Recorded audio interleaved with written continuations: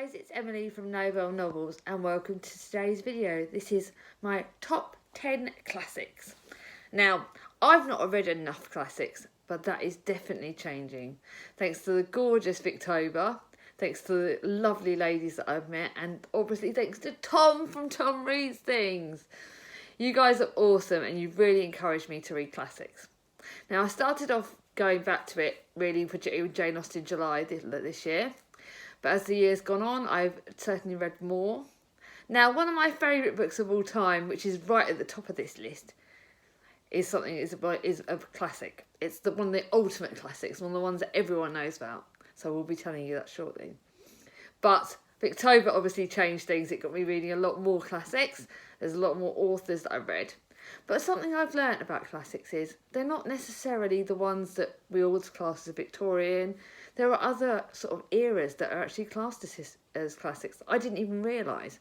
And that's something I wanted to enlighten you all with today, because some of the classics I'm going to be showing you are ones that are not necessarily very old ones, but according to Goodreads, they do get to go in the classic genre, and they're certainly ones that I love reading.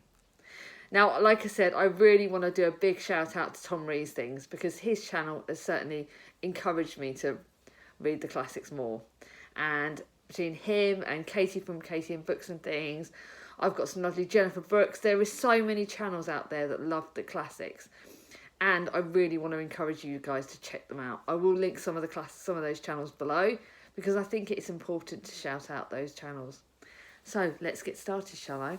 Now, the first classic I'm going to show you is one that obviously I read for Victober, The Water Babies. This goes down as probably, I don't know, but it's up there. It really is definitely in the top 10. I don't exactly know its position, and I'm not going to be doing this in the position. To me, I think this is probably like my third favourite. The Water Babies is a children's book, but it's a classic. Obviously, I was reading it in Victober, so obviously you guys would have seen the review of this. But it's Tom, who was a chimney sweep, and now what happens is he gets wrongly charged and he ends up going into the water and he meets the water babies.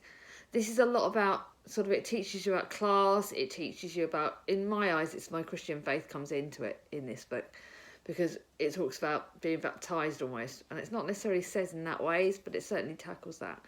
And it's about becoming good again, and I love that. I love the morals in this book, so definitely, guys, if you haven't read this, check it out. The next one I'm actually going to tell you is... Actually, no, I'm going to say my second favourite now. I told you I wouldn't do this in order. My second favourite book is Jane Eyre by Charlotte Bronte. Charlie has given me this copy because I, for some reason, gave away my copy. And this is beautiful. But I love Jane Eyre. I really love Charlotte Bronte's work, and I'm certainly going to be reading a lot more of that next year. Because next year I've got some new goals for that, but... Yes, this is my only Charlotte Bronte book that I've actually read currently, and it's the best book, one of my favourite books. Like I said, my second favourite book ever. Jane Eyre really does tell Jane's story, and she comes from nothing, but she's hungry for everything. You've got the gorgeous Mr. Rochester, who I've talked about before, and you've got the Thornfield Hall. Oh my goodness, that boarding school and what happens in there. Oh my goodness. You tackle consumption, you tackle friendship, you tackle love. You tackle the fight to get what you want. And Jane Eyre is someone that I personally think I look up to, her character, because she has got so much fight in her, and I love this character. To me, it's really is a close second because it's almost up there in my favourites, because it really is the best. It's actually probably, again, one of my favourite books of all time. Jane Eyre is legendary. If you want to start off with classics, certainly Jane Eyre is one to start off. Yes, it's a very long book. Oh my goodness, but Charlie's given me a gorgeous copy. It's like nearly 600 pages, but it's brilliant, and it's one that I certainly recommend you start off with. Now, I'm going up there. I couldn't wait. I've got to show you my favourite classic. And my favourite classic is Wuthering Heights by Emily Bronte. Now, you guys know I'm named after Emily Bronte. I was always going to love this. Now, this is probably actually my first classic I ever read at school. I remember reading it at GCSEs. It is probably one of my oldest books that I've ever got. It's probably one of the only books I've read multiple times. Now, I read this as a buddy read with my gorgeous sister Charlie, and with Nikki from Read Past My Bedtime. Read this at the start of the year, and I still love it. They were a bit like, not sure. But to me, it's still one of my favourite books. Now, I know Charlie from Charles Heathcote doesn't like it, but I do. And I've got so much reasons behind this. It's dark, it's gothic, it's brilliant. It talks about the moors. The character of Heathcote is a character he's almost like a villain, but he's one that you love to hate, if that makes sense. He's got so much bad in him, but he's got so much good, and you understand his story. He comes from into the family. He's not got a last name. This is really about him and about Catherine Ironshaw, and the Wild Heathcote. You get to meet so many characters. You've got Linton, you've got loads of characters. The author of this, the one that's actually telling the story, oh my goodness, why can I never remember her name? But there are sort of two genres. So you got the slave, Nellie, I think her name is, and she's telling one bit of the story, and you've got another gentleman who's telling another bit. So it's two perspectives. Nellie, I hate her. God, she was like, oh my goodness, she's one of the sort of servants, and she's telling her story as there's two different predominant families and how they interlink. I could talk all day about Wuthering Heights, guys, and if you want me to do a video on it, please let me know in the comments below, because I love so much about this and I could talk about it on non-stop. But the love between Catherine and Heathcliff is intense, but it never kind of happens. It's so much going on in this book, and it really is about the two families. It's got so many trigger warnings on this book as well, and Heathcliff turns quite really bad, but the ending's amazing as well, which I won't spoil you and tell you. But this is probably, like I said, one of my favourite books of all time, and I will always love this. Treasure this to my dying day. I'd like to at some point get a better copy of that. That's something I'm going to look for. Now I'm going to show you another one of my favourite books. Now this is a book that I read for Victober. It's my first introduction into Elizabeth Gaskell, and it's Mary Barton. Now, even though it only got 4 stars, it is probably my first one of Elizabeth Gaskell's work. But I loved it. I loved reading about the different area. This was set, I think it's like Liverpool or something, Manchester, sorry, it's set there. And it's set in a different era, because most of my Victorian books I've read have either been, like I said, in the moors or in London. So they're the two sort of specific areas I've gone for. But this was different. This is Victorian, but it tells you a different story. I started off this book not knowing which lady was Mary Barton, because Mary Barton is actually named after her mum. And her mum, it's safe to say, dies right at the start. And I was like, what's going on? Why is the lead character gone? And then I got the gist of what I was on about. But John Barton's wife dies in childbirth, and her daughter Mary becomes the light of his life. And it really is her story. And she's got, like, you got the other guy, Jem, and you've got Jem Wilson, you've got Harry Carson, like the Lord, one of the Lords. You've got about poverty, you've got about fighting for your family. And I really love this book. Now, I've been told, because this is one of Elizabeth Gaskell's first works, North and South is apparently better, and that The Good Wife and that her other books are better. So I'm really looking forward to finding them and getting them, because I want to read more of Elizabeth Gaskell's work. And thank you to Katie from Kate Howe, because she recommended that I start with Elizabeth Barton. Elizabeth Gaskell. I told you I'd get it right in the end. But she recommended that lady, and I'm certainly going to recommend her to everybody. Definitely pick up some more of her work. Now this is a more sort of kind of modern classic. This is The Colour Purple.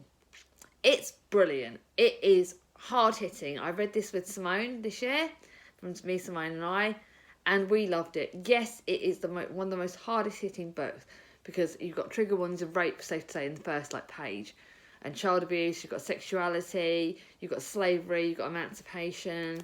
It's really hard-hitting, and it does, like I say, carry more trigger warnings than you can bite your finger at. But the way it's written in letter format. Now, it sort of starts off with Alice Walker's story, and then you've got Alice Walker's touching story. So you've got Celia, who's raped by the man she calls her father, and 2 men are taken away from her.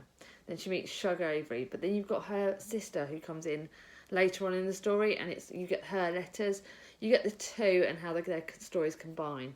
But like I said, it sort of tackles so many issues, but it is beautifully written. It's my first Alice Walker book. I definitely want to find more of hers. I know my sister Charlie raves about her, but definitely recommend her. Now, this is actually this is my favourite Jane Austen work. Other people disagree. Mansfield Park. I love this. I've read this one, I've read Emma, and I've read another one, but I can't remember the name of it. But this is like my 3rd or 4th Jane Austen book, but I loved it. I really loved Mansfield Park. It's so great. Fanny is the lead character in this. She sort of gets brought into her richer aunt and uncle's family because her family is too poor to look after her. But it also tackles with her. There's romance in this. There's so many, again, more issues. But I love Fanny's character. Yes, she's quiet and yes, she cries a bit too much. And sometimes I wanted to kill her for being so whingy. Like, sort of man up a bit, you know, get tougher. But you've got a lot of romance. You've got, again, about class areas. You've got about sort of poverty and things, and how she kind of got taken into her aunt and uncle's family, but then she got accepted and loved, and her relationship between her cousins is really interesting. Her relationship that she's still got with her brother through letters is brilliant. I love this book, and Mansfield Park is one that I definitely want to reread at some point because it is that good. Now, another one of the classics that I love, it's more like I've got the shorter copy of it. This is Little Women. Now, I've been told that my book of this is very short, which means it was actually done, that my copy is sort of half of it almost, because there's Good Wives is the other half of it. And now I'm reading that in December, so it's probably the month this is coming up. I'm going to be reading Good Wives. But this is the start of the Little Women books, and this is Louisa May Alcott, and she is the best. Now, you Americans and some of you other people have got the bigger copy, so Good Wives and Little Women is all together in one, which is why my ending on this confused the hell out of me after seeing, because I remember the original 1990s film with Winona Ryder, and I remember what happened at the end, and that didn't sum up with the end of the Little Women, and that's again because it's in two halves. But it's one of my favourite books. Louisa May Alcott's amazing. Now, another one, Kate Howe, Megan Hannett, they're doing a readathon for the Louisa May Alcott in 2020. I'm going to be reading many of her books as I can. They are beautifully written. It's gorgeous. The family of Mary, Jo, Beth and Amy. Now, to me, it's the sister thing. In the characters of Mary, Jo, Beth and Amy, I'm wondering which one I am, which one Charlie is, which one Vicky is. Now, you guys that know Charlie, which one do you think Charlie is? I'm really intrigued. And who do you think I am? Sometimes I think I'm Meg. Other times I think I'm Jo. Certainly not Beth or Amy, that's for sure. Don't know. Kind of think I'm a mixture, really am a mixture, because I'm a bit of a tomboy in some ways. Very dreamy in other ways, so I think I probably am more Meg. But I love this. I love the family bit of it. I love the way they are. Yes, sometimes Amy annoyed the hell out of me and I went to shake her. I was like, oh, you're such a spoiled brat. No, Vicky, if you're watching this, I was like, yeah, she kind of does remind me of Vicky in some ways. But they're brilliant, the family, the way they are, the way the family look after others. Brilliant book. I really love this and I'm looking forward to reading Good Wives in December. One day whether I'll be reading it when you guys are seeing this. Now, another modern book that's a classic is To Kill a Mockingbird by Harper Lee. Again, this is absolutely incredible. I know I read this with Charlie. I can't remember who else everybody read it with. It's brilliant. It really is. This is Harper Lee's classic novel, a black man charged with rape of a white girl through the young eyes of Scout and Jem Finch. Harper Lee explores with exuberant humour the sensational attitudes of race, class and the Deep South in the 1930s. So again, this has got trigger warnings on it. It's got emancipation. It's got loads of hard-hitting issues. But Harper Lee writes them so well. I was so nervous about this book because it is truly like one of the ultimate classics. It's one of the best ones out there. And I was nervous about it. But it surprised me how much I liked it. It did take a bit of time to get into because of the way the format of the way the writing is with like sort of Scouts mainly sort of talking about it. But it's brilliant and it's one that I certainly recommend. Now the next one is one that I've just finished and it's probably going on my top 10 books of the whole year. Finally, I can't believe you guys have finally really know I've read this. This is The Handmaid's Tale. Now, yes, it's a classic, but it's a dystopic classic, so I don't quite know how it's fitting into the classic genre, but it does just about, so I thought I'd add it in anyway, because I loved it. It's a dystopic classic, so in the fact that it was written in it came out in 1984, which is the year my sister Vicky was born, the year that Chris was born. So to me, that alone was brilliant. And obviously the sequel has only just come out, which I don't think that will come down as a classic. But this is amazing. How many things that happened even in this so-called dystopic future that are happening now is shocking. The amount of problems with people getting children again, that's really becoming a problem. That sort of issues. The issues with sort of race. I think the way the women are treated now is different. I really think this is amazing. Like I said, it's going in the top 10 books of the year. Yes, it's a dystopic classic, but if you've not read this, why? Read it. It's brilliant. It's amazing. Don't know whether I'll watch the TV series or not, because some people have said to watch it, some people have said not. So I think I'm going to get the first 2 seasons and see what I think. But yeah, I really like this. Cannot wait to get the Testaments. Now I'm going to end this on a book that is in my top 10 classics because of the reviews I've heard about it and because I love the sound of it. It is Tom from Tom Reads Things bought me this as a gift because I love him. He's one of my favourite people ever. It's David Copperfield. It's my only Penguins classic book, sort of version of classics. Tom has raved about David Copperfield. I love this book. It looks beautiful. Me and Charlie are going to be buddy reading it in January. I'm not going to hold it up anymore because it's so heavy and it's so long. It's about like 900 odd pages. But this, oh my goodness, the writing in this. Tom has raved about it, and he loves Charles Dickens, and I had to include a Charles Dickens book. I wasn't sure whether to include this or whether to include Oliver Twist. I certainly want to read a lot more Charles Dickens. Katie from Books and Things has raved about it, and Tom has raved about it. And I don't know if I can show you, there's illustrations in this that look absolutely beautiful. I love the sound of this book, and Charlie has raved about it, Tom's raved about it, so it had to kind of go in the top 10 classics. And I don't know whether in 2020 it'll be one of the top books I've read like this year. But guys, these are the top 10 classics to me. What are your favourite classics? I would love to hear. And like I said, I want you to comment below which Little Women character do you think I am out of the sisters? Because I want to know. Now I've got to remember to write that comment in the comments below, but let me know.